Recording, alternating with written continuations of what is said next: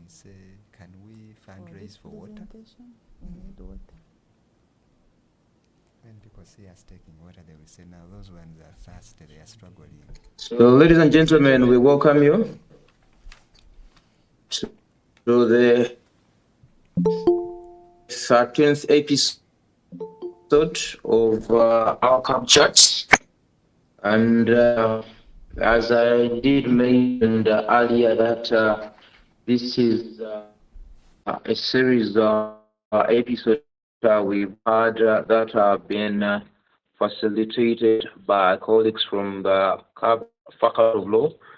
And I'm glad to welcome them again to yet another session. So I would be expecting that in a short while we should be able to have our colleagues in the studio that are panelists for this particular session. Last week we had a very insightful session on land ownership and some of the laws that govern land ownership in the country, dispute resolution, and many more very important discussions did happen during that particular session. Many of these are part of the series and sessions that we should be advancing to the community as part of the knowledge sharing and the use of our experts in order to make the country a better place. So this is powered by Faculty of Law, Communications, Branding and Marketing Department together with the e-learning department. And I'm glad to say that on your screens you should be having the panelists for this particular session, and they're based in our Center for Competence for Digital Education. I need to mention the centers of competence built on the African continent, and the only such a center that we have is by Kavala University. And this is helping to enhance not just education to the university community, but also to the country worldwide. So without belaboring you much, I need to mention that today we are discussing estates management, and therein we shall definitely need to break it down to different aspects, including succession planning, will writing, and so on, which we do believe that every other person would definitely need to know. And when the panel today, we have a team of 3 experts: Counsel Dalton Odomach Ore, that is one of our colleagues who is definitely going to take us through that first part of the presentation. And then I know that also in the middle is that have sandwiched Counsel Agnes Natukunda, and she will also make a big contribution on the discussion regarding the writing of the will, how it is effected. And then Counsel Ivan Mugabe, and these are all coming from the youngest or latest school of law in the country. I mention this because the Kavala University School of Law has not been in existence for over a year.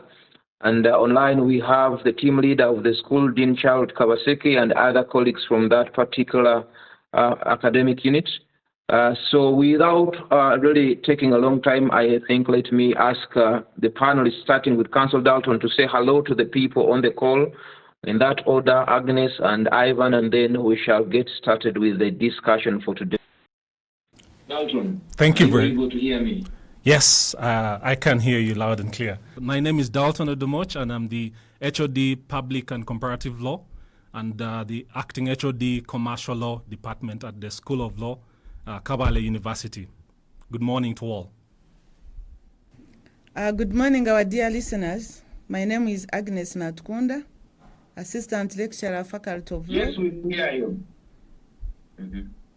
Happy to be here this morning.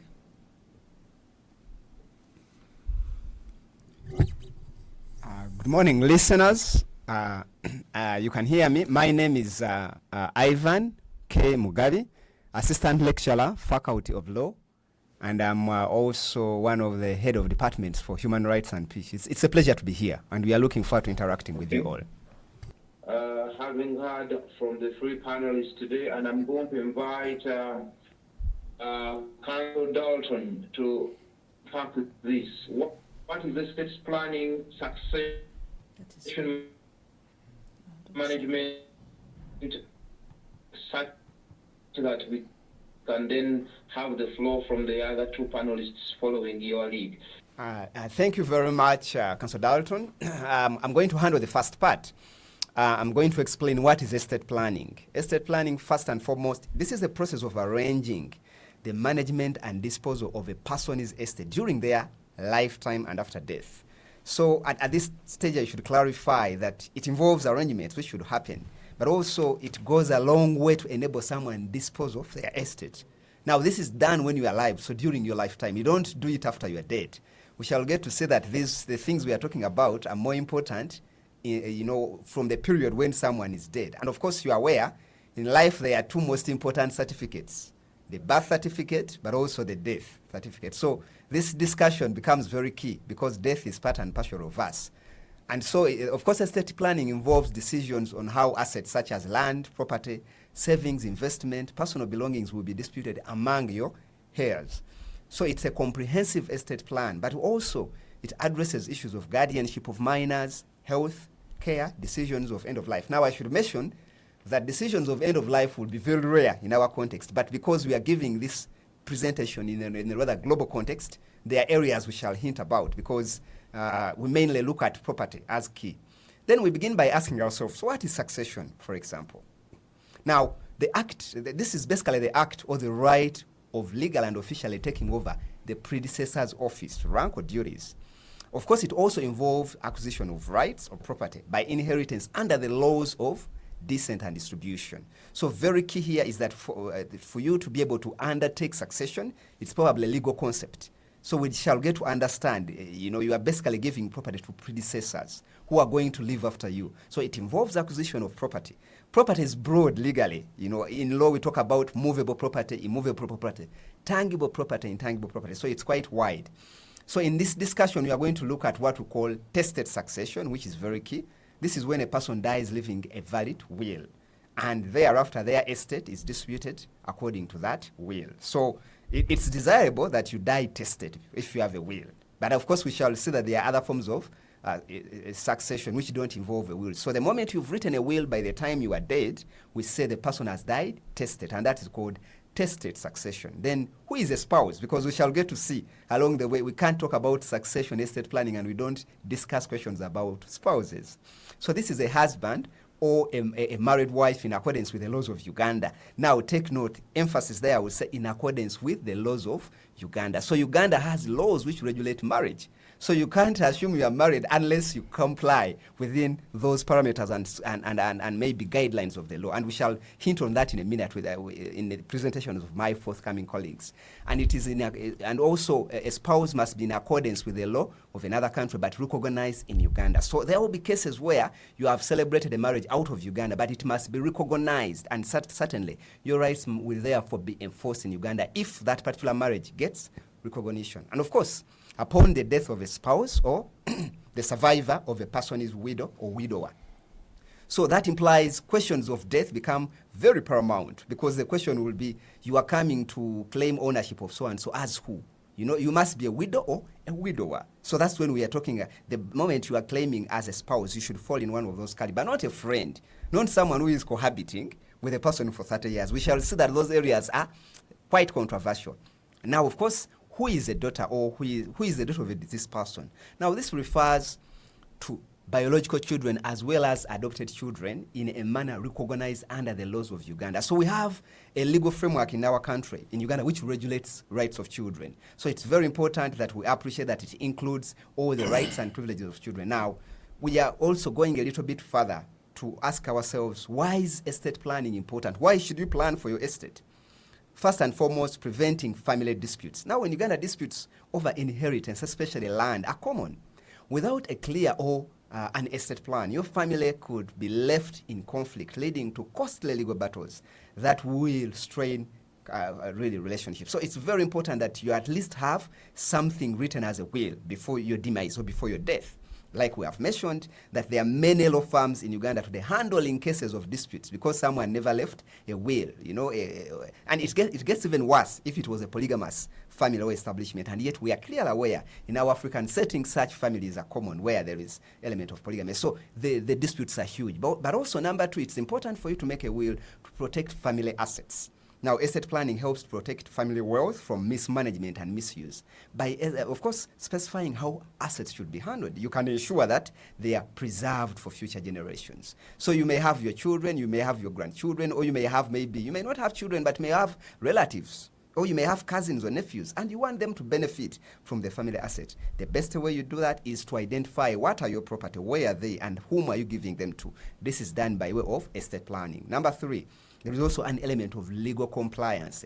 Uganda's legal framework has specific requirements for wills, trust, and estate administration. Now, proper planning ensures that you comply with the Ugandan law, and you also reduce risks of wishes being challenged in court. So if you don't have anything written, there are people who say, well, this is the son to the deceased, but you have written nothing, so that becomes a problem. Now, in as much as I have said estate planning is important, I'm also equally aware that many people globally, regionally, and sub-regionally, domestically die intestate.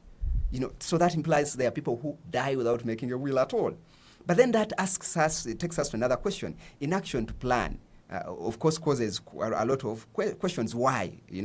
First and foremost, they are what we call superstitious concerns. That is, thinking and making a will is an invitation to death. So that's what some people think, or that's what some people believe. So bringing your death nearer. So there are people who are scared to make wills because of such superstitious worries and fears. But we are here actually to demystify those views, to say that actually making a will not necessarily bring you nearer to death.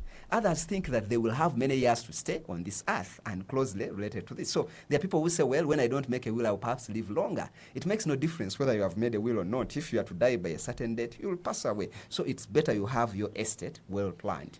So some think they will make one when they get old. So, but death doesn't have a timeline. So you can't say that I will first retire to make a will. This is something which is as important to a 30-year-old as it is to maybe a 70-year-old or even a 25-year-old. Now, others think that they need to accumulate more wealth before they make a will. Others simply don't bother and completely ignore it. So those are some of the various reasons. But we are to say, well, estate planning is inevitably important, regardless of the views you have. Now, the relevance of understanding succession law. Why is it important? Why does it matter? Why do you think any ordinary person must know about succession law? 1, estate planning, succession management, and law materially impacts livelihoods of all Ugandans. Because you see, the moment you have property you are owning, we shall see one of the key elements that you have a right to own property. Then it becomes important for you to clarify how this property you own should be passed on at a certain stage when you are no longer alive, or when you are at your demise. Then handling of estate of this person can pose challenges. Now, the moment you have not clearly written how your assets are going to be handled, then it becomes a problem. You've passed on, you've left houses, you've left property, you have left children, and they are fighting over this property. Now, the moment you have left out a clear cut-out will, it will really clarify some of those disputes. Now, the transfer of property from one generation to the next is a customary practice and deeply rooted in the Ugandan culture. Now, in Africa, we have a very strong emphasis on customary law. So it's at times important that you may try to appreciate, are there any customary norms or values or ideals which apply to the issue of property distribution. Now, you may also be aware that in as much as customary law is important, the Succession Act takes precedent. It will guide us, we shall see later on from the presentation of my colleagues. There is also need to determine the legal fate of the goods and debts of a natural person. So sometimes when some people die, they leave debts unpaid. So some people may leave money unclaimed, maybe in maybe social security fund or pension. Now, it's important that you include this in your will because people need to know who are your debtors, who are your creditors. Now, key elements of estate planning in Uganda. 1, a will. A will is basically a legal document that outlines how your assets will be distributed after death. So it's basically as simple as that. It's basically a legal document. The moment we say legal document, it's not simply a written piece of paper. There are certain formalities which legal documents have, and some of my colleagues are going to clarify on that. Now, in Uganda, a valid will must be written, signed, and witnessed by 2 competent individuals. That is the general rule, but we have exceptions. Now, the one which should be written is what we call the unprivileged will. There are various types of wills. So there is an exception where we have privileged wills. Those ones may not be in writing, and they are normally done by particular categories of individuals. For example, people who are maybe in the armed forces, if they are at war, if someone is probably going to fight, maybe in Somalia or maybe in DRC Congo and is working with the UPDF, they have a leeway to make an oral will or basically a verbal will, and that will be respected. Now, those are just the exceptions, but by and large, most of us or many of us were expected to write a will for it to gain credibility. Now, it's also essential to review and update your will regularly, especially after significant life events such as marriage, divorce, and birth of children. Now, it's very key that the moment you have written a will, along your life scale or your life cycle, things may change. You may get married. You may have written a will when you are still single and you get married. That means you need to revisit the will and amend. You may have written a will when you are married and you get divorced. I'm not an advocate for divorce, but I'm aware it happens as a lawyer. So that means you may have to go and maybe twist a few things there. Then at times you may have written a will when you are childless. When you get children, that also has to be featured into the will. There is a whole section when you say, these are my children. Normally lawyers call children issues, but in laymen, in the lay language, we call them children. At the same time, we have what we call a trust. A trust is a legal arrangement where a trustee manages assets on behalf of the beneficiaries. Now, trusts can be an effective way to manage and produce assets of minors and other dependents who may not be able to manage them responsibly on their own. Now, the moment you have little children, very young children, and you have passed on, then it may be ideal to leave a trust. So the trust has people whom we call trustee managers, and the other people who actually supposed to enjoy the outcomes of the trust are called beneficiaries. So the person who is given a trust, you are simply handling that trust for and on behalf of the beneficiaries. You don't claim property in the trust to belong to you. You don't sell it without, involving the best interest of those whom you are entrusted it to. Then, of course, Uganda recognizes both testamentary trusts. Now, the testamentary trust is the one which is created through a will. The moment you write a will, then you have created a testamentary trust. One of the key characteristics of a will, we say it's a testamentary instrument because the moment you die, it takes into effect. And some books will say it's ambulatory in nature, meaning it only takes effect at the death of the individual. Now, of course, the other elements, we have powers of attorney. A power of attorney is a legal document that gives another person the authority to make decisions on your behalf if you become incapacitated or in the event of death. Now, that implies in Uganda it can include decisions about finances, health care, and property management. Now, powers of attorney is basically a legal document, like I've said. Now, you realize even the will I said is a legal document, but only this document is a little different, that it can give people mandate. It can authorize people to act for and on your behalf in the event that you're no longer able to act. So it gives people an authority, which can be financial authority, legal authority. People can actually manage your rentals on your behalf. People can manage your account. I can't just come out to the blue and say, give me the PIN number for your ATM card because I don't have the powers. But if you sign a powers of attorney, then I can do that on your behalf. But also establishing a power of attorney ensures that someone will trust manage your affairs. The person you trust can manage your affairs if you are unable to do so. So the moment you have capacity to really administer your property, then you don't really need powers of attorney. So realize that estate planning have an element of, in a way, ensuring that you are entrusting property with other people on your behalf. Then you also have guardianship designation. If you have a minor, these are children, it's crucial to designate a guardian in your estate plan. This ensures that your children are cared for by someone you trust if you are no longer able to do so. The moment you are dead, then that implies your children are left as orphans. And if they are minors, when we talk about minors in Uganda, we are talking about children below 18 years. If you have left a 3-year-old, a 4-year-old, they need to feed, they need medical bills. So you need a guardian who is to take care of their best interest. We shall get to realize that in children law, we normally emphasize the welfare principle. The best interests of the children are very key. Now, in Uganda, the appointment of a guardian must be made through a will or a court application, and the guardian must act in the best interest of the child. I have already hinted on that. Now, of course, we need to understand what's the legal framework, what are the laws? Because we can't, in law, we cannot just submit as if we are having conversation. We need to refer you to where the law comes from. Now, of course, the beginning point here is the Constitution of the Republic of Uganda. The moment we talk about estate planning, it involves the element that you are owning some property. So the property, like I've mentioned, is wide. It can be movable property, like a pen, a microphone. It could be a mobile phone. It could be a laptop. But we also have immovable property, like land. So anything you own, because in a will there is a section where you say what lists your property, what is your property. So the whole issue of estate planning comes from ownership, which is Article 26 of the Constitution. Now listen, I should make a clarification here. You can never you can never actually distribute property which doesn't belong to you. So it basically must be your property. And that's where we start from. We also go further on to look at the Succession Act. So the very first law is the Constitution of 1995 as amended.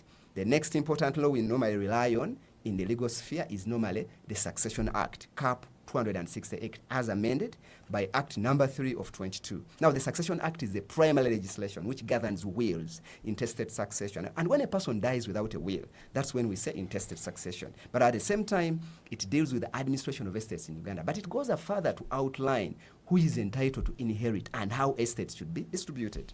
Now, the Act also provides the protection of spouses. Now, spouses, this basically means people who are legally married. There are various forms of marriage. This particular presentation cannot allow us to discuss the forms of marriage, but the moment we say spouses, you should be asking yourself, am I legally married? And you may answer that by looking at the relevant law, but also children. Now, children are there. Whether you are married or not, they are children, and they have rights under the Children's Act. They also have rights under the Constitution. We also have dependents who are covered under that realm. The other relevant laws in as far as estate planning is concerned, we have land laws.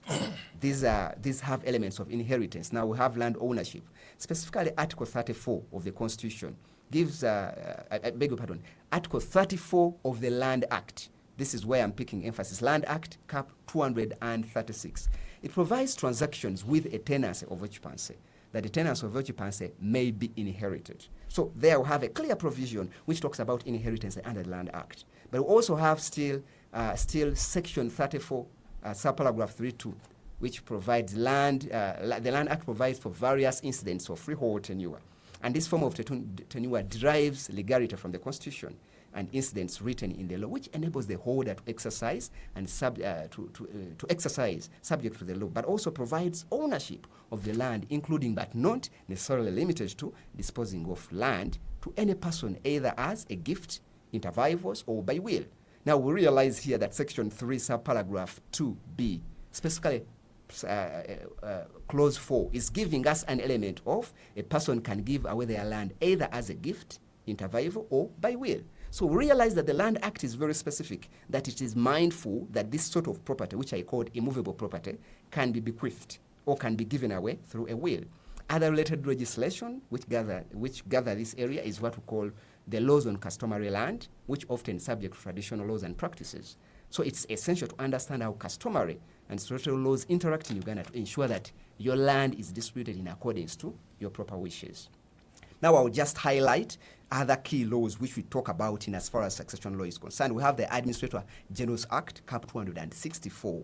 Now this office assumes powers of the estate when the person passes on, and it also it deals with issues of letters of administration and letters of probate. That's after applying to courts of law. Then we also have the administration of estates, which is small estates. This is Cap 263. This law regulates estates of deceased with property. Of course, now with property which is within a specific monetary threshold.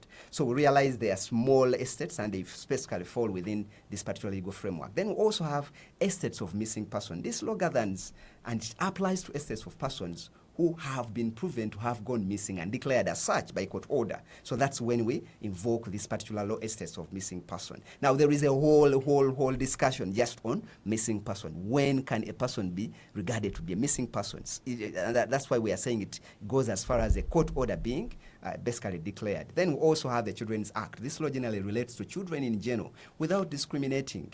Okay, so we no longer have that so-called illegitimate. So it basically applies to children, biological and adopted. So that is very key because the Children's Act is quite inclusive.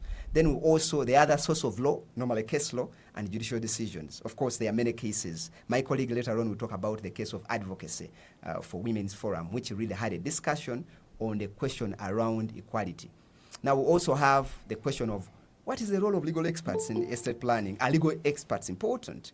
You know, are you going to sit in your small room there and you draft your own will? You know, so we need to know what's the role of legal experts. What's the role of lawyers or advocates when you are planning your estate? These are some of them. One, of course, given the complexity of Uganda's legal framework, the potential for disputes, working with legal experts is really crucial in estate planning.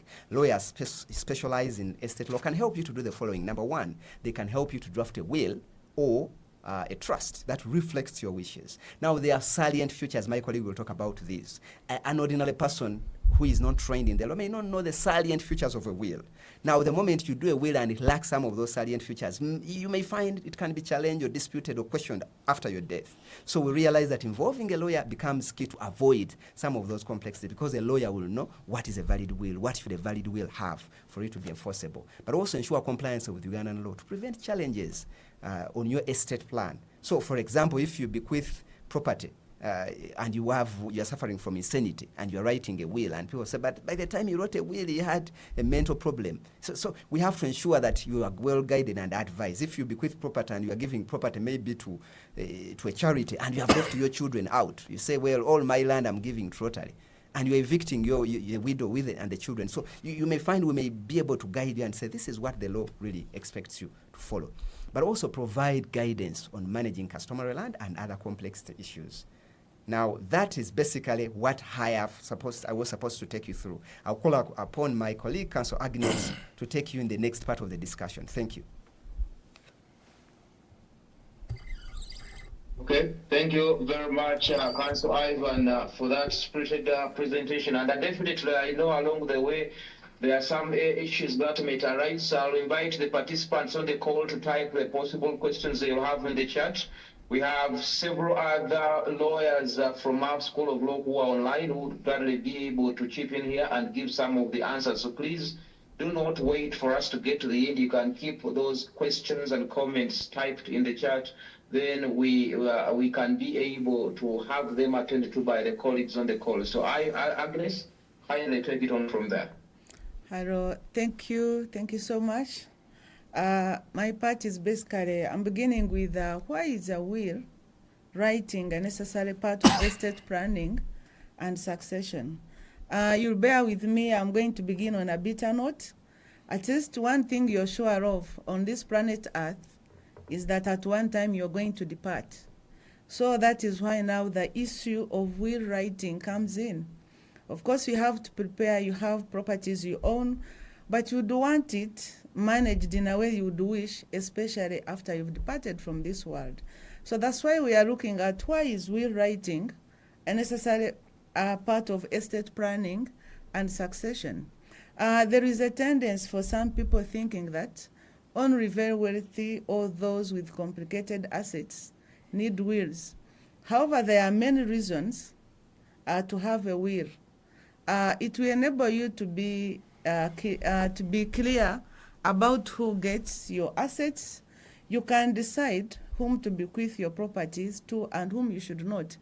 We have seen scenarios where parents decide to bequeath some properties to some children and decide not to bequeath some other children for reasons best known to them, but of course whereby such reasons have to be briefly indicated in your will. And also, there is also that you can keep your assets out of the hands of people. You don't want to have them, for example, estranged relatives. You can even have people, beneficiaries or even relatives that you may not trust to the extent that should you depart, you wouldn't want them to get involved in management of your estate. So now this takes us to why is will writing still, why is it necessary? It will give you peace of mind. We have seen people struggling to write wills on their deathbed simply because they did not prepare to write for them. And we have also seen scenarios whereby such wills are being challenged. Someone wrote a will on his deathbed, the following day he passed on, and the other beneficiaries come to challenge it. And courts have always realized that such people are always influenced by caretakers. So we come in with a peace of mind, as it will give you the peace of mind. Once you prepare your will, at least you're comfortable, you're confident that when you depart, someone is going to take care of your properties and have them distributed or managed in a way that you would wish to manage them once you have left. So wills can give you a peace of mind, knowing that everything is in place if you suddenly die or suffer from a prolonged illness. We can also look at it saves the estate from certain taxes. You can plan to save your estate from paying money on taxes. You can also give gifts and charitable donations, which can help offset the estate from tax. We also have family security. The moment you have a will, although we have cases where we see family members trying to challenge the will, you know, when someone dies, the unexpected happens.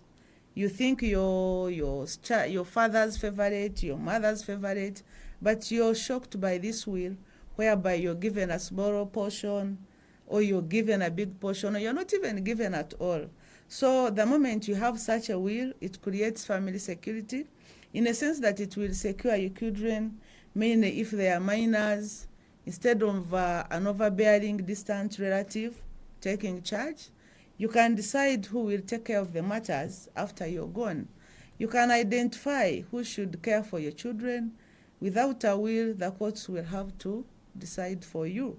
But you can decide to look at how your estate is going to be managed on behalf of your children or the beneficiaries.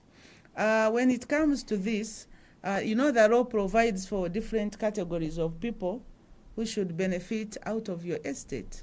My land colleague talked about spouses, the partner, that is the widow, or the widower that is left behind. We have the children, the biological, the adopted ones. We also have dependent relatives. You could be taking care of your mother, of your relative. So such people also have to benefit from the estate. You could also having a heir who is also supposed to take 1% of your estate. So the moment you cater for all that in your will, this creates family security, whereby whoever is entitled to benefit from your estate will automatically benefit in a way that you would wish. So we also have digital assets, whereby you can secure your digital assets like your digital files, social media, which your family members may need to be made aware of. While writing a will is simple, a few requirements are necessary to make it valid. So now we are going to look at key considerations in writing a will. Before writing a will, you need to establish whether you have the legal capacity. Are you of sound mind at the time of creating the will? Should be in a position, the person should have the requisite capacity, as if the testator knows what they are making in that will and what they are bequeathing. The will should be executed from fraud, duress, and undue influence. When you decide to make your will, you should not be influenced or coerced by anyone. It should be out of your free mind, out of your free consent, so that whatever you're doing at that particular moment depicts actually what you want to happen, not that you're being influenced by someone. We also look at a testator's will can be amended after his death to include, cannot be amended, a will cannot be amended after the testator has passed on. A provision included in a will by mistake may be omitted and separated from the rest of the will, just in the same way that an illegal or conflicting provision in a contract can be eliminated, leaving the rest of the contract valid. For example, as my colleague Dalton will be highlighting to you, you're not supposed to bequeath residential holding. So if by mistake it is included in your will, it is going to be omitted and subject to what the law provides for it. Owned property, a will must dispose of only the property that is part of the deceased estate. This means that when you're going to make a will, you should endeavor to bequeath only the properties that belong to you. Take an example, if you're owning property on behalf of your family, or like my colleague talked about missing persons, the family decided to entrust you with property of your brother who is missing. you are not supposed to include this property in your will because it is not yours. You're holding it on behalf of someone. You're holding it on behalf of the family. So we do not expect you to include it in your will. Then we talk about the beneficiaries. I've already highlighted the beneficiaries are categorized. Not everybody is entitled to benefit from your estate. You have a spouse that is going to be a widow, a widower. We have the children, biological and adopted. We have the dependent relatives who could be your mother, your father, your elderly sister, any person you're taking care of who is entirely depending on you. The law provides for a certain percentage that should go to them, or you can decide to give them properties when you decide to write your will. Then also the heir. So it should state that property is being disposed of by transferring it to a particular person or entity that is ascertainable. So then we also look at the executor or executrix. That should be named in a will. When you make a will, you have those people that you want to take your will into press, into motion. So those people should be mentioned. Whom do you think should be the right person to make known to your beneficiaries that you have a will and how the properties should be dealt with? So such a person needs to be included in a will. Then the testator, that is you, the person making the will, must sign or thumbprint. And should you thumbprint, that is if you don't know how to write, the person who is helping you to write this will should make for you a certificate of translation, because this is prohibited by Section 4 of the Illiterates Act. If you don't know how to read and write, you don't understand, maybe it could be by age or some incapacitation, someone should make for you a certificate of translation to confirm that whatever you've written down has been read back to you, you have understood before signing or thumbprinting the same. The testator shall not distribute the principal residential holding and other residential holdings. So this is like what we would call maybe the matrimonial property, but the home where the testator, together with the beneficiaries, are residing. We do not expect you, or the law bars you from bequeathing it. If you decide to bequeath it, you're going to provide an alternative route on where these people who have been occupying the premises with you are going to stay. The testator shall provide for the spouse, lineal descendants, and dependent relatives in the will. Now we go to requirements of a valid will. First and foremost, the valid will has to be dated. It has to have the date on which it was written. And it must be in writing and state particulars of the person making it. However, when you go to Section 50 of the Succession Act, you're going to realize that the law provides for two categories of wills. We have privileged wills and unprivileged ones. So what we are talking about today are the unprivileged wills that must be put in writing.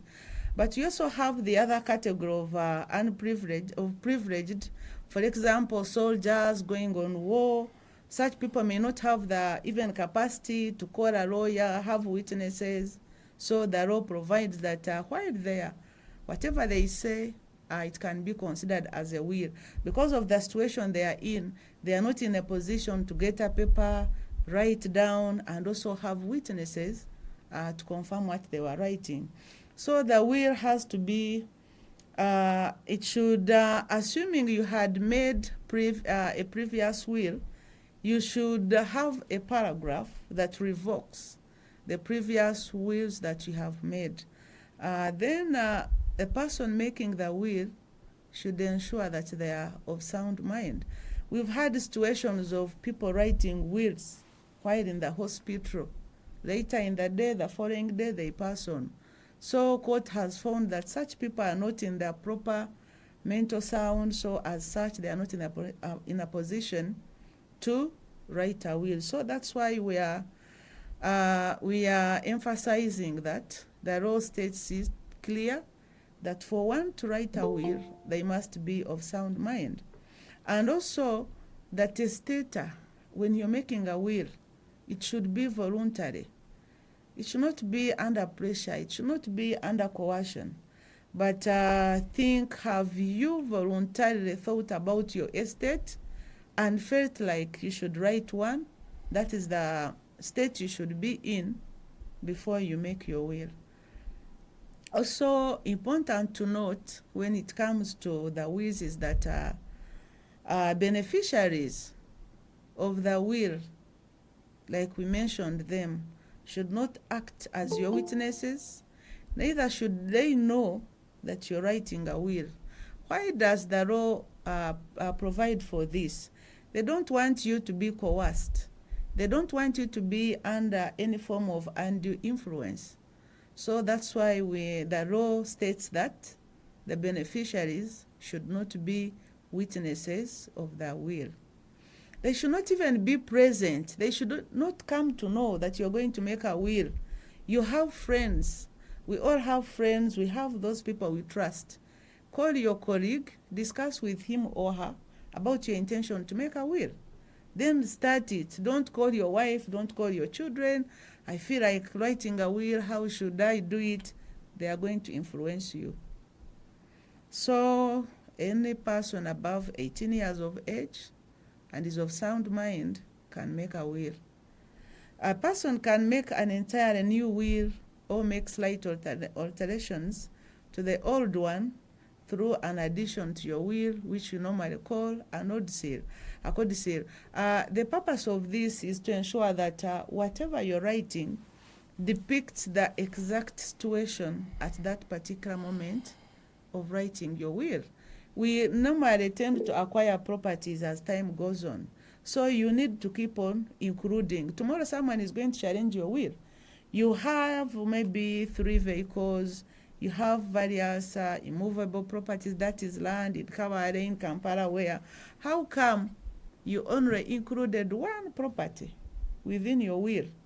So it can even be a ground to have the will invalidated. So that's why we emphasize, and the law puts it clear, that you can always make alterations to the will by adding or even deducting. You may have a vehicle and you sell it off. You may have land and you sell it off. So you need to go back and update your will. So you have to ensure that all the legal steps necessary should be taken to make the will legally accepted. You see, we have even had situations in court where even some beneficiaries know that this is a valid will, but they will bring all the reasons to make sure that court rejects it simply because their interests were never catered for, or what they expected the will would come out is not how it came out. Also, one thing you need to know is that marriage makes an existing will void, which means that you must always make another will whenever you marry. When you have a wife, you divorce, or you're not married, then you decide to marry. Like I've already told you, this is to ensure that the will depicts what you actually are at that particular moment. Because if you're married, you will say, I am so and so, married so and so. Or if you're not married, you say, I'm so and so, single. I am not married, I do not have any children of my own. Always make 2 to 3 copies of your will and give it to persons you trust. You could have a friend that is well known by the family, but also the friend should be trustworthy. You could be having a friend but who is having trust issues. Such people are not right when it comes to keeping your wills. Also, the law provides for places and persons that can keep your wills. For example, a bank, a lawyer, insurance company, LLC official, an elder, religious leader. This could be people that can keep your will safely. But you must ensure that these people are trustworthy. if you realize someone, even if it's an organization that has trust issues, do not entrust them with your will. Also, it is illegal to steal, conceal, destroy, or forge a will. All these are offenses and they are punishable by imprisonment for up to 10 years. And my colleague is going to hint more, because with the new amendments in the Succession Act provides for offenses and the punishments therein. Okay, thank you so much, Council Miss, for that very spirited talk. I'm picking a lot of pointers. I had one where saying that marriage makes an existing will devoid, and I'll definitely be getting back to you. I know there are a lot of questions that our participants in the call are having, but like I mentioned, we have several other colleagues from the School of Law on the call, and they would be glad to help by answering some of these, so kindly type them in the chat. But after their talk, we're going to also have a brief interactive session where a real life question can be asked, or where they could be able to clear some of the issues that arise. But now let us listen from Council Dalton Odomoch on the last part of this talk. Thank you very much. I would like to start by giving a background to the succession legal regime as we have it today. Well, in 1906, when Uganda was under British colonial rule, we inherited as a country English laws, and among those was the Succession Ordinance of 1906, which largely looked at aspects of succession, but from the ways and practices of the white man. No disrespect, of course, to them, but it was largely colonial, and it ignored the customary practices that the African or the natives in Uganda often identified with as a way of ensuring succession and inheritance. So, and also it was largely seen as misogynic and also chauvinistic in many respects, because it overlooked the rights of women in as far as inheritance is concerned. It also ignored certain aspects like children born outside wedlock, what was previously known as illegitimate children, but thankfully today the law has progressively been amended to remove certain offensive references such as illegitimate children. Then in 1972, during Idi Amin's regime, the succession ordinance was amended to reflect the ways, norms, and practices of the people at the time. But it also incorporated aspects of the Mohammedan persons who profess to the Mohammedan faith, and it also sought to render illegal the issuance of, or rather the bequeathment of property to any person who was not named in a will. Fast forward into the 2000s, when we had the law also amended, and we saw aspects of the Succession Act being amended to capture and reflect the modern times. We started to see women's rights to inherit also being recognized, and also aspects of the customary heir also being incorporated in the law. And then in 2014, there was a study that was conducted to see how well the regime, the legal regime on on succession and inheritance was working for Ugandans. And that study eventually would inform the amendments of the law. And also, along the way, a number of challenges were tabled before the Constitutional Court, seeking to determine the constitutionality of certain provisions of the then Succession Act Cap 162. Right now, we refer to the Succession Act as Cap 268. So logically, that means there's been amendments or changes in the naming and wording of the existing law. So the background, in summary, of the amendments that we now see and I will discuss in detail, was to ensure that, one, the need of there was a need to ensure that the rights of men and women were recognized as provided for in the Constitution, because our Constitution provides that all persons are equal before the law and shall be subjected to the same treatment without due regard for their race, sex, gender, and other isms. It also seeks, or rather sought, to ensure that the rights of those occupying principal and residential holdings are protected, because in the old law, Cap 162, that wasn't guaranteed. So the amendment, as we have it today, now reinforces the rights of persons occupying principal and other residential holdings. It also was necessary to ensure that the rights of a surviving spouse in the estate was protected. Before, in the old law, it was not expected that a wife surviving her spouse, the husband, would be entitled to also inherit her deceased husband's property. But with the amendment, we now see that the spouses are treated equally. None of the two has any, two or more, depending on the nature of marriage that a couple may find themselves in, shall enjoy more rights than the other if they outlived the other spouse. So the situation, as I mentioned before, was that distribution of property favored males over female beneficiaries. When a husband passed on, for example, a surviving wife was only entitled to 15% of the deceased person's property. Then only male heirs were to get a share of the deceased person's property.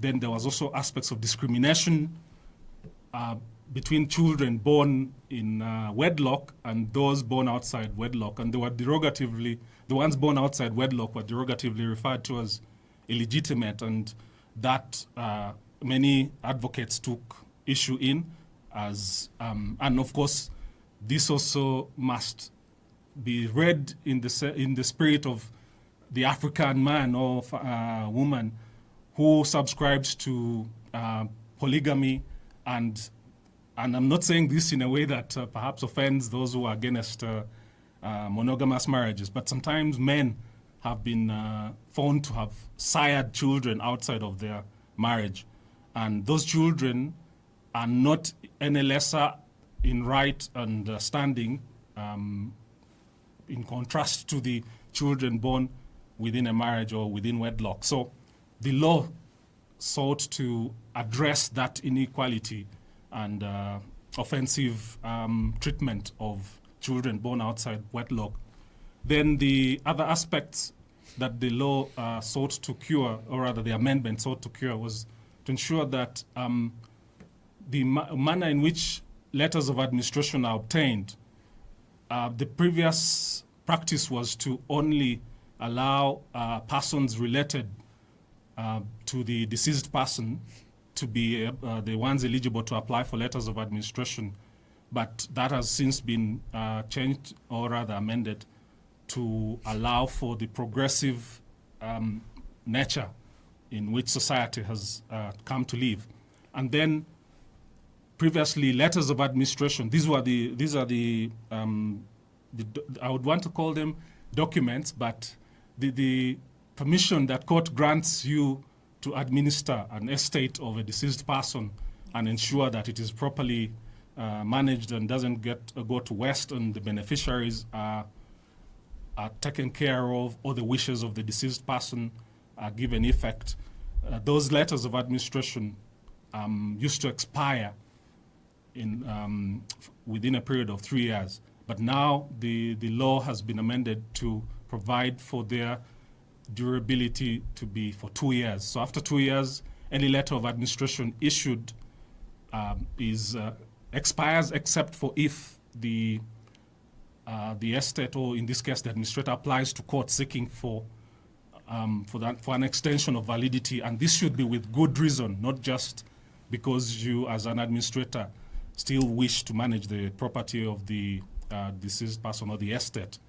And the same applies to letters to probate, and the probate is granted to in circumstances where a deceased person left a will naming an executor or an executrix who would then apply for what we call a probate letter that will give them more or less the permission to run and oversee or manage the estate of the deceased person.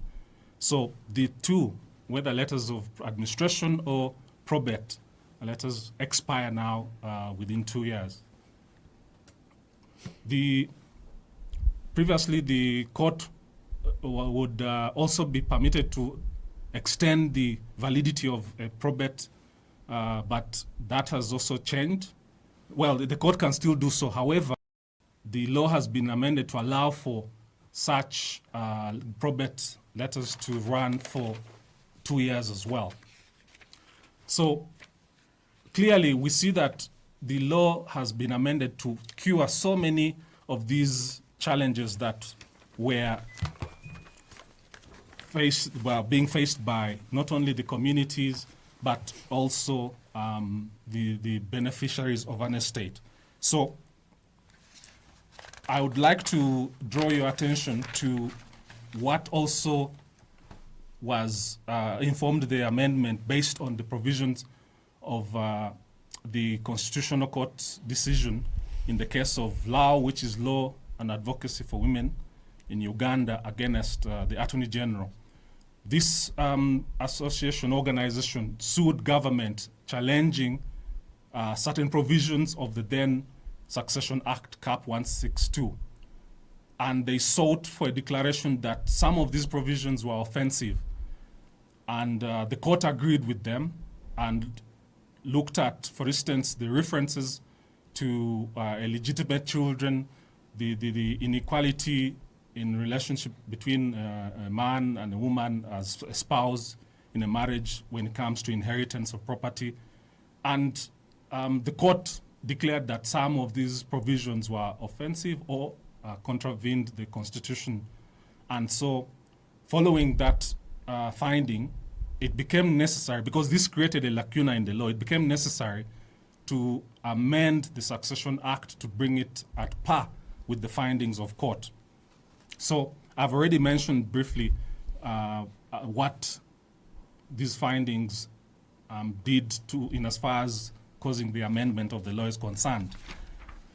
So the short version of the amendments are that, one, both male and female beneficiaries have equal shares in the distribution of the deceased person's property. Then where the deceased person is survived by a spouse, the dependent relatives and customary heir or heiress, and there is no lineal descendant, the wife in such a scenario would be entitled to 50% of the deceased person's property. And then in cases where there's a male or female heir, they would be entitled to a share of the deceased person's property as well. All children born in wedlock or outside of wedlock are considered children of the deceased person, and they're entitled to equal shares of the deceased person's estate.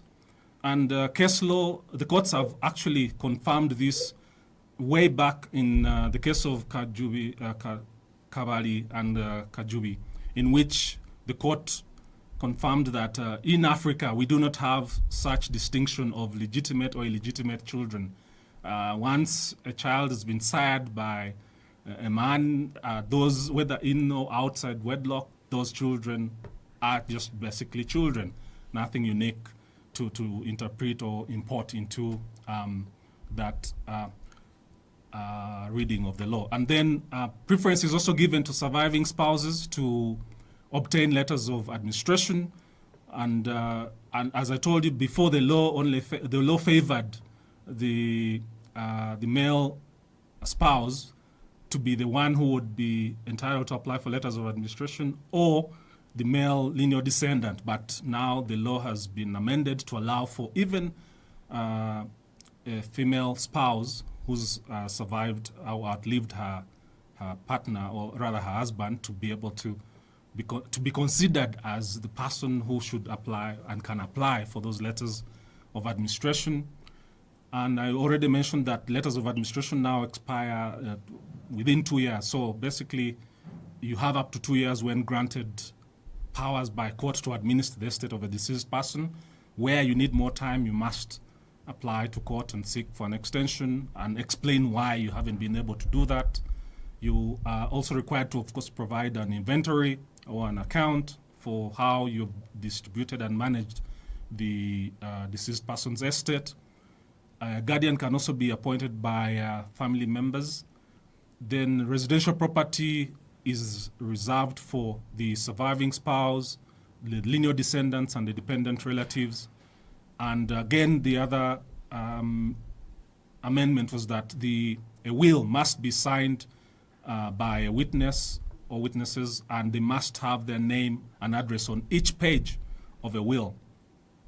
Then certain offenses have also been introduced in the amendment, some of which were already there, but either penalties have been added or also jail time has been introduced for mismanaging, or basically just to mention what these offenses are.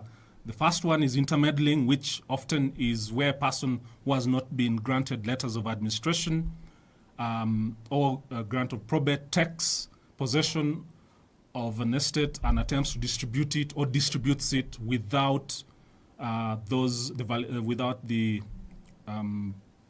without the letters of administration or probate. That is illegal and can attract imprisonment, if found guilty, can attract imprisonment for a maximum of 10 years or a fine not exceeding 20 million shillings or both. So those of you who probably are currently interfering and intermeddling with the properties or the estate of a deceased person without having gotten those instruments from the court, then you risk such punishment. Then also evicting or attempting to evict a beneficiary who is entitled to occupy a residential property is illegal, and you can also face jail time or a fine. Jail time not exceeding 7 years, or a fine of up to about 3.3 million shillings. So it's important that you steer clear of being found guilty of such an offense. And this is provided for in Section 22 of the Succession Act. Then we also have other offenses that include but are not limited to, for instance, negligently handling the property of the estate of a deceased person. If you, for instance, sell any property below the value that, so if you, for instance, handle and deal with the estate of a deceased person negligently, then you also have committed an offense. So in summary, these offenses were introduced to deal with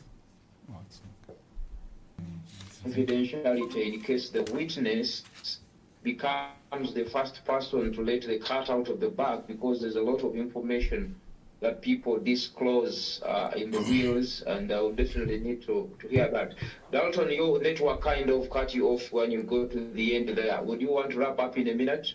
Yes. So in essence, it is important for the listeners out there and the public to address their minds to the provision of the law on the distribution provisions that are in the Succession Act. There are different scenarios that the law envisages in which the distribution formula is provided, but ultimately on an ordinary situation in which a deceased person is survived by a spouse or lineal descendant or dependent relatives and a customary heir or heiress, the law provides that the quantum is that the surviving spouse gets 20%, the lineal descendant gets 75%, the dependent relatives 4%, and customary heir or heiress gets 1%. So the rest of the scenarios can be treated as and how they arise, and the law still provides for the distribution pattern. Otherwise, the amendments are a welcome inclusion in the Succession Act, and we believe as learned friends and members of the legal fraternity, we think that this will go a long way in addressing so many of the gaps that were in place or that had been plaguing the society. And the amendment is hardly a year old, but actually it is about 1.5 years old. And we look forward in seeing how this will impact succession, estate management, and estate planning. I thank you. Okay. Thank you very much, colleagues, for trying to compress such a very interesting topic in just 1 hour. We realize that there are a lot of alleys and pathways that will definitely walk down through the laws of the country just by what you have been able to open up then the discussions that have flowed. But I want to have a few questions for you and to probably throw some light on what you have presented. We'll welcome the members on the call who have issues to also raise their hands such that we can take 2 or 3 and then we can end this session. I'll probably take my first question to Council Agnes. You did mention that you cannot bequeath a residential home or residential property. And is this residential property defined? And in the event that the children are all above 18 years, in which case they're adults, do they still remain with interests in this residential property long after they have set up their own properties? Probably that is information I'm asking on behalf of my colleagues. I need to mention that we have several people from our communities who are listening in and who have a lot of interesting discussions going on. Please go on. Agnes. Thank you, Mr. Sempungu, for that wonderful question. The law provides for a residential holding. This is basically a place or a home where the deceased has been staying with his spouse and his children or his beneficiaries. So the law has now prevented that testator from bequeathing it, because we assume, you see, when someone dies, we are now looking at management of an estate. This is a property. Yes, the child is above 18 years, and the same law, you are not supposed to give your children property once you're still living. But we are looking at a situation where you have passed on. They are entitled to a share in your property. So now the law has come up to say that no, the residential holding should not be bequeathed. It is where the spouse is going to stay. It is where the children are going to stay, and whoever has been residing under that residential holding. That is basically the law, what the law is trying to look at. Okay, thank you so much. I'm going to ask my other colleagues, the councils online, to try to attend to some of those questions on the call that are coming through. Council Ivan, I have a question for you too, because you did speak a lot about marriage and how members, how one has to clearly highlight the beneficiaries or those with vested interests in their will, and I know there are a lot of discussions around marriage and some forms which are legalized outside, which are not honored within the confines of our country. So let us assume, like our colleagues who have embraced diversity beyond the borders of this country have definitely sanctified a marriage and they respect it and they walk into this country, both of them consenting adults. Would that will really be executable by Ugandan laws? Yes, thank you very much, Mr. Canon Sempungu. First and foremost, what is very ideal is that there must be a legally established marriage. That's very key. But we have also clarified that there are other forms of marriage celebrated and concluded outside the Ugandan jurisdiction, which are recognized and enforceable within our laws. So as long as someone wakes up tomorrow, goes maybe to whichever country, and they get married to maybe a Colombian or maybe a British, South Sudan. a South Sudanese or Eritrean, and then they come back to Uganda with their wife, as long as that form of marriage which has been celebrated in that country is legally recognizable in Uganda, it will be marriage. Let me put a disclaimer here. You can't go to South Africa and marry, and John, you marry Jimmy. In their South African legislation, that is okay. But in our country, that's not a marriage. And a few lawyers have grappled with these issues. You know, someone works in the country, is John, is walking in with Jimmy, they want to buy land, and they say family land. Then they are told, no, but this is not family land, is for someone who is married. You people, this is not lawful marriage. So as long as it's lawful marriage in the Ugandan context, that's why I put a disclaimer. Because when we take a broader approach, there are countries which have strange marriages. I'm sorry to add that phrase. But if it's recognizable within our jurisdiction, then it will be recognized in our laws and it will be enforceable. And so that implies when you are making a will and you mention the spouse or the wife, or you mention my husband will take on this land, then it will be understood. Because succession and marriage, they are closely intertwined. They are almost inseparable twins. So whenever we are talking about the question of marriage, it's key. Now, we are aware that there is a whole range of discussions on cohabiting. Now, marriage and cohabitation, they are different. But what is very evident is that the exclusion is on children. If a child is born outside the marriage, we can say that is still a child. We don't say now this is illegitimate. But I think the other interesting twist might be if the child is for the wife. Because there have been questions that, okay, if John has a child outside the wedlock, then that child we don't have a distinction. But what if the child is for Jennifer, who is the wife, and she has had, will this child also qualify? Yeah. But I think what is very key here is the law is trying to be as inclusive as possible. Thank you. Okay, thank you. I'm going to have one more for Councillor Dalton, then we can go to the questions. I'll ask Collins to please prepare questions in the chat.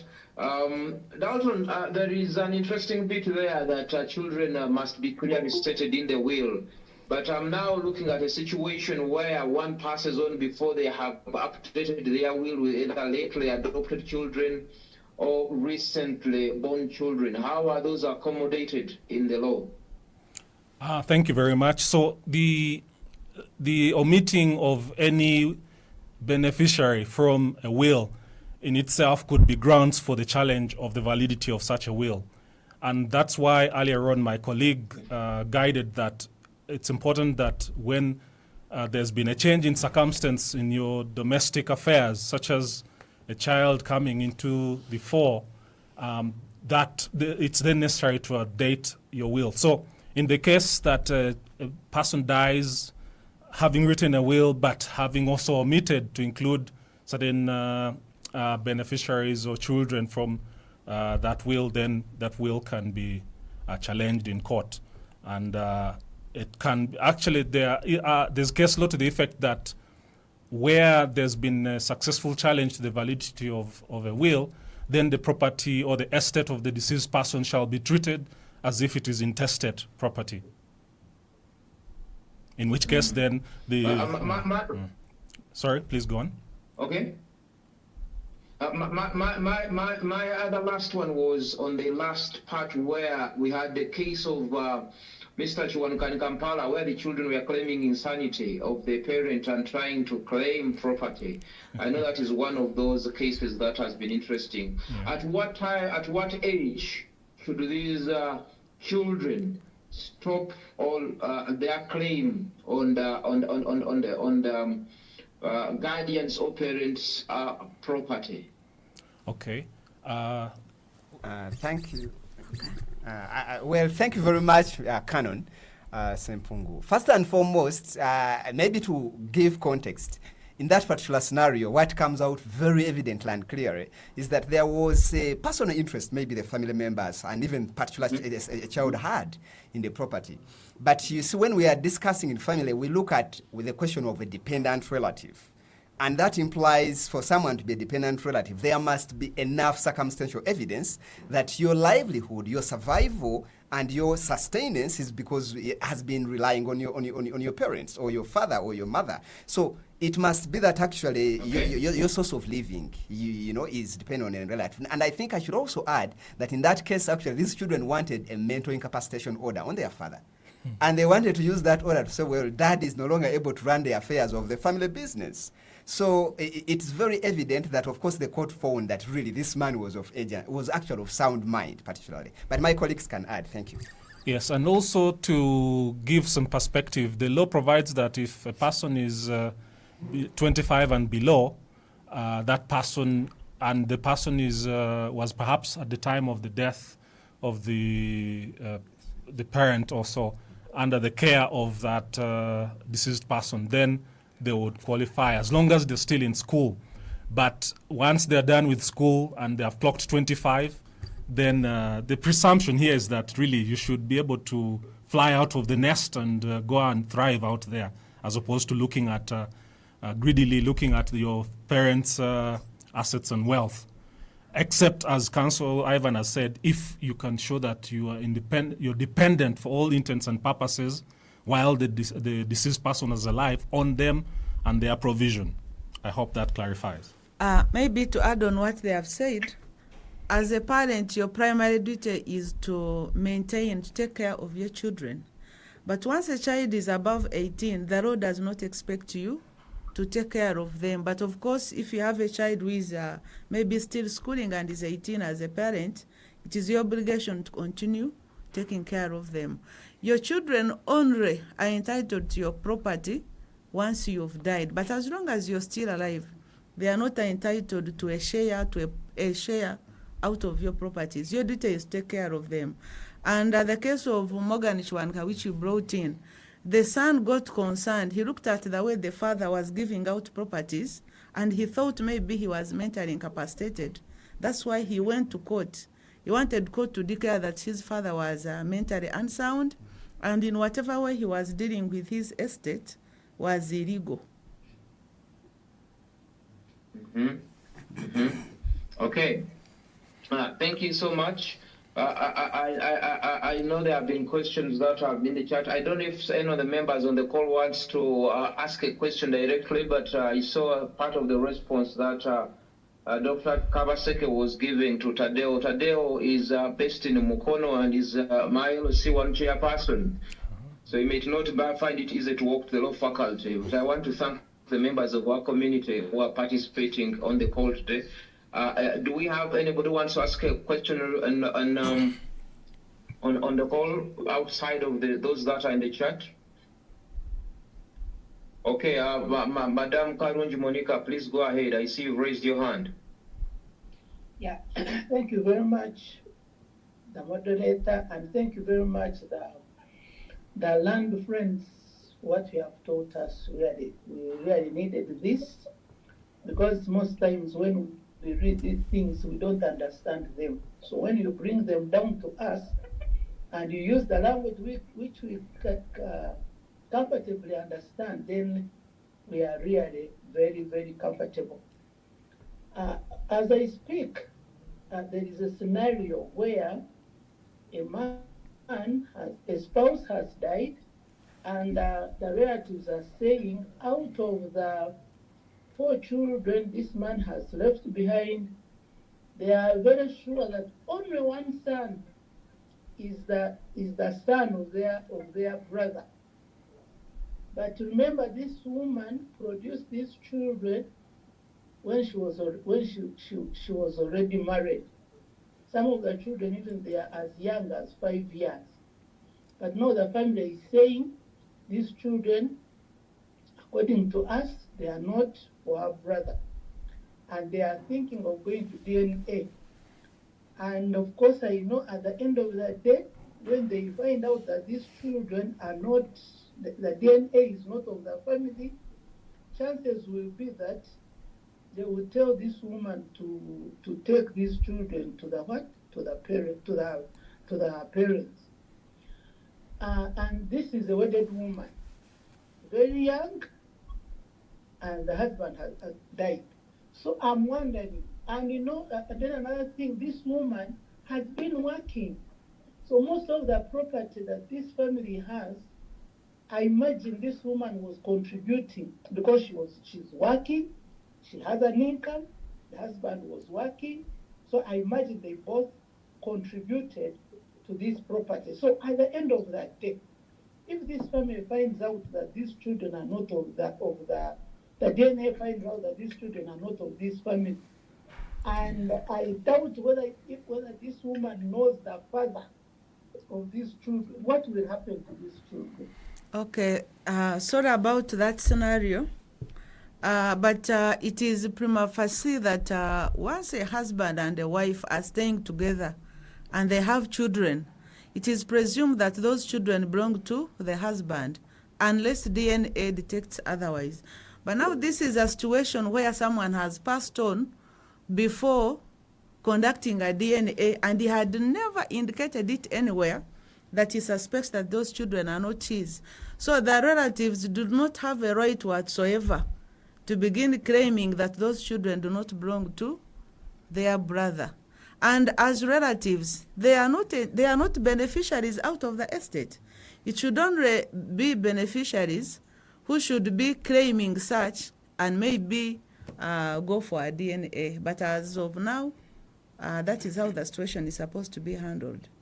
And just to add, Okay. On that same aspect, that is why many people are saying they welcome the Sarah Opendi bill, Honorable Sarah Opendi's bill, because in that bill, among the proposals is that to conduct a DNA test on any child without getting permission from court is in itself illegal and could attract sanctions against any person attempting to do or conduct such procedure on the child. So the idea here is that the child should be presumed to belong to but that is of course still in the bill, not yet law, but that is where we are headed, assuming this bill passes.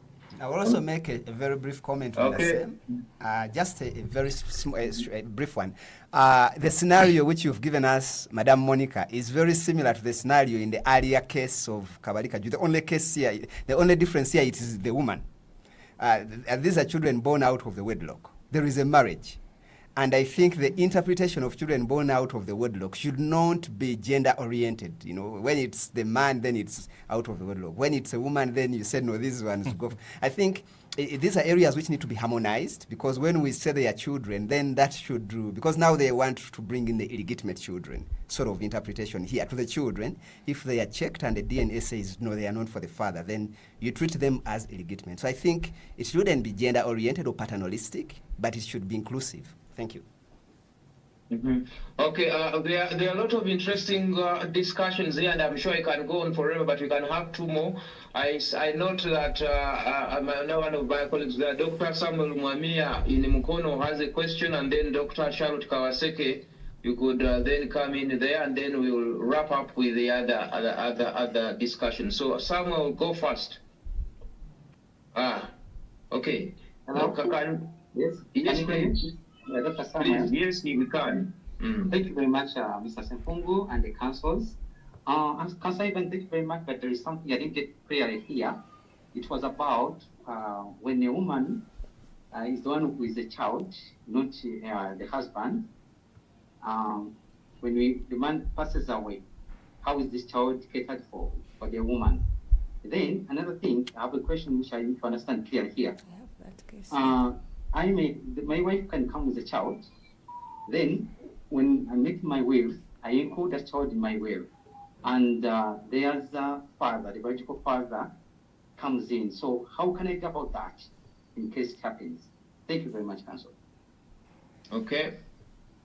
We can have that answered, and then I know Dr. Charlotte will be substantiating on some of the questions that I've seen her steadily trying to give response to. So can we have one of our colleagues in the studio answering that?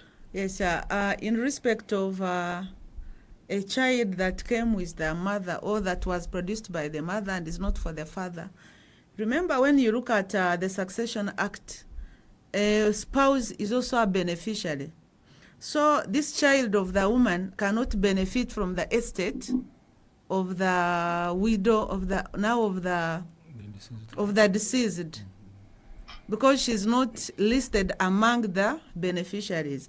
But no matter what happens, because personally I have that scenario, the property that goes, the 20% that goes to the widow, now the widow is at liberty to transfer the same to her child, but she cannot qualify, she does not qualify as a beneficiary under that estate. So as such, she cannot get anything.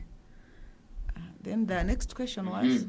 The other question, you were talking about the element of if the child comes with a mother And included in the will. and included in the will. Then the But father comes in. and Yes. the father, you see, what is very clear, if you are writing a will, and we are interested in the new Succession Act, is first of all allowing that whoever, both a man or a woman can make a will. That's why we have words, testator is a man, testatrix is a woman. So at the end of the day, you are at liberty. Exactly. You are at liberty to bequeath or Yes. actually distribute your property to anyone, as long as you feel this is so. It's your choice. So whether the other man is coming up, that's it doesn't in any way stop the father who has brought up this child, embraced this child, brought them up, to exclude them from the will. Their entitlement will not in any way be or changed by the fact that the other father has come up. Also, the question is not clear. The other man is coming up to do what? what? To fight, to take the property? Thank you. Thank you very much. So the other issue is that since the man is claiming it's their child, then they are kind of taking away your responsibility of sharing your property. But Dr. Charlotte Kavaseke there, kindly please go on. That will be our last question. Thank you so much for the opportunity. Just in a slight different what my colleagues have just said, we also probably need to highlight that even in a marriage, a man can make an independent will and a wife can make an independent will if they so please. So if this woman came with a child to her marriage, she can as well make her own will and bequeath her own property if she has any to her child. But also, nothing stops this foster father from bequeathing property to a child he knows is not his. Then maybe the other issue we could mention about residential holding is that the new Succession Act provides that if a spouse passes on, none of the spouses is allowed to marry another spouse and bring them into the residential holding, whether you're a man or woman, of course with a few exceptions as may arise, especially where there are other beneficiaries living in that residential holding, like children or any other. Of course, sometimes the cases are determined on case-by-case basis.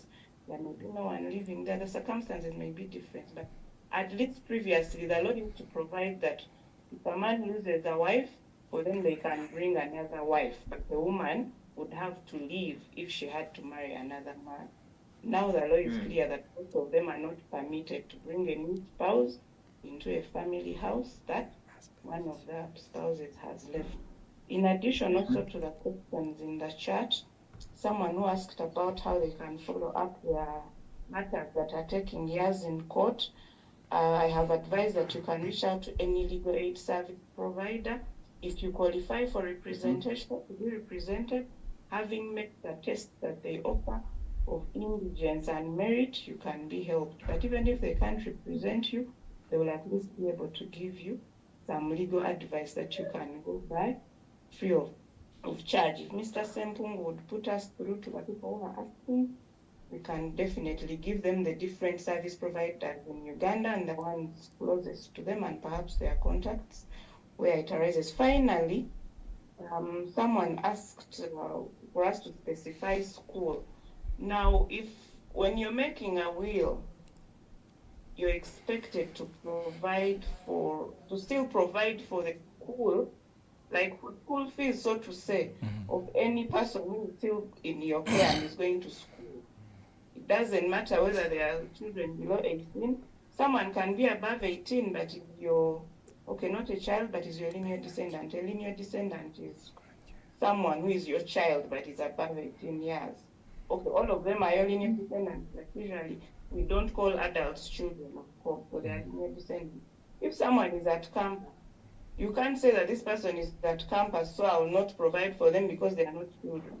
So anyone that is still within your care and you're the one paying fees at the time of making your will, by the time of making a will, you should be able to provide for them. But also, even if you die without leaving a will, those people should be catered for, at least until they finish their first degree. Thank you so much. Okay, thank you so much. I know that this is a very interesting topic, and probably we shall have another session talking about it sometime next year, because you do feel that we have been touching a very important issue that determines order in society. Because oftentimes when people do go, you have a mayhem unleashed onto their families simply because of failure to have this knowledge. I want to give you a minute each for the panelists to be able to say a few parting words to our members in the audience, and then we can wrap up this particular session. Okay. All right. I'll start with Councillor Dalton. Okay, thank you. My colleagues have requested me to also to speak on their behalf. So I'll just say this. For starters, I want to encourage our listeners out there and the public, please be informed that the Faculty of Law is now in operation, and we are currently hosting over 70 students that are studying the law program. Around next year, please look out for a call for applications. You're welcome, and I believe by now you can see that our motto, which is the future of law, is being put to reality. That at Kabale University, specifically the Faculty of Law, we do mean business, and we intend to bring high quality legal education to Ugandans and to the members of the community in the neighboring states. So we are open to receiving any interested applicants come next year around this time. But also I want to express our gratitude to the management of Kabale University, to the ICT department and the Department of Communications and Branding for enabling this kind of sensitization initiative to take place. We don't take it for granted, and we hope we've been able to make a contribution to enlightening the community today. We look forward to many future engagements of this kind, and at Kabale University, the University Without Walls, we pride in serving the nation. Thank you very much, and God bless you all. Okay, thank you so much, Dalton and the other colleagues, Agnes and Ivan, for that session. Knowledge is always good and important as the change it can create in society. That is why it is imperative that as often as possible we make it available to the nation. What I need to mention is that Kabale University was the first private to convert to public university. And as a public university, its mandate extends to the community in Uganda, but also with a wider footprint in the Great Lakes region. So we look forward to another session.